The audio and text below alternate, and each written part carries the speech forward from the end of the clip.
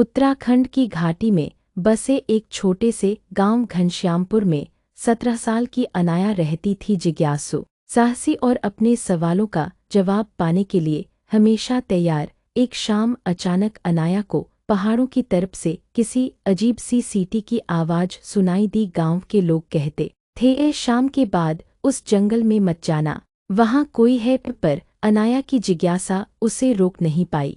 अगली सुबह वह अकेली ही जंगल की तरफ निकल पड़ी। जंगल घना था, हवा में ठंडक थी और पत्तों की सरसराहट जैसे उससे बात कर रही हो। चलते चलते अनाया को पुराने समय का एक पत्थर का द्वार दिखा, जिस पर अजीब सी आकृतियां बनी थीं। द्वार के पास एक बुजुर्ग बैठे थे। उन्होंने बिना उसकी ओर देखे कहा, जिस रास्ते पर चल रही हो उससे वापस लौटना आसान नहीं होता। अनाया रुक गई, पर डर और जिज्ञासा टकरा रहे थे। उसने आगे बढ़ने का फैसला किया। द्वार के आगे निकलते ही जंगल बदलने लगा। पक्षियों की आवाजें बंद, हवा भारी और जमीन पर चमकती हुई पंखुड़ियां। अचानक उसे एक छोटा सा लकड़ी का डिब्बा मिला। उस पर लिखा था, सच की तलाश में हो तो खोलो। डिब्बा खोलते ही एक छोटा सा नीला गोला रोशनी में तैरने लगा और एक नक्शा बना गया। नक्शे के केंद्र में एक शब्द था, नागवन। गांव में यह नाम डरावनी कहानियों में ही सुनने को मिलता था।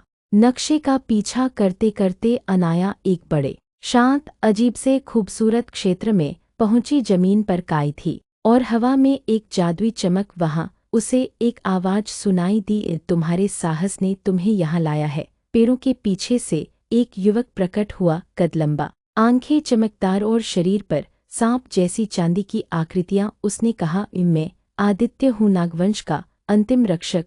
अनाया स्तब्ध रह गई। आदित्य ने उसे बताया कि यह जंगल कभी नागों का पवित्र क्षेत्र था, लेकिन मनुष्यों के लालच ने इसे नष्ट कर दिया। अब जो बचे थे वे दुनिया से छिपे हुए थे। अनाया को पता चला कि एक बड़ा व्यापारी समूह जंगल को काटकर पहाड़ पर होटल बनाने वाला है। अगर ऐसा हुआ तो नागवन पूरी तरह खत्म हो जाएगा।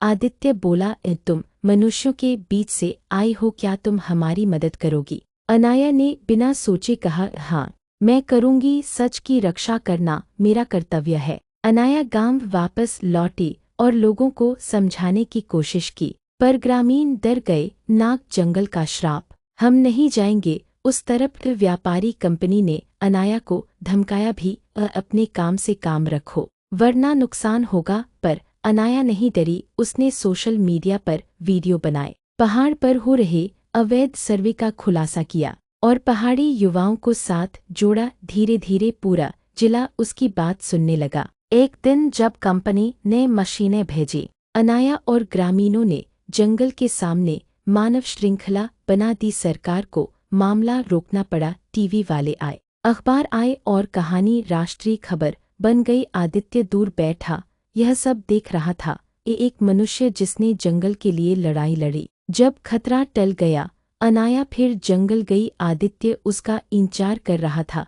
तुमने न सिर्फ हमें बल्कि प्रकृति को बचाया है, उसने कहा। फिर उसने अनाया को एक छोटा सा क्रिस्टल दिया, नागवन का रक्षक चिन्ह, जो केवल उन्हें दिया जाता है जो जंगल के सच्चे मित्र हों। अनाया की आंखों में चमक आ गई। आदित्य मुस्कुराया, जंगल अब तुम्हें भी पहचानता है।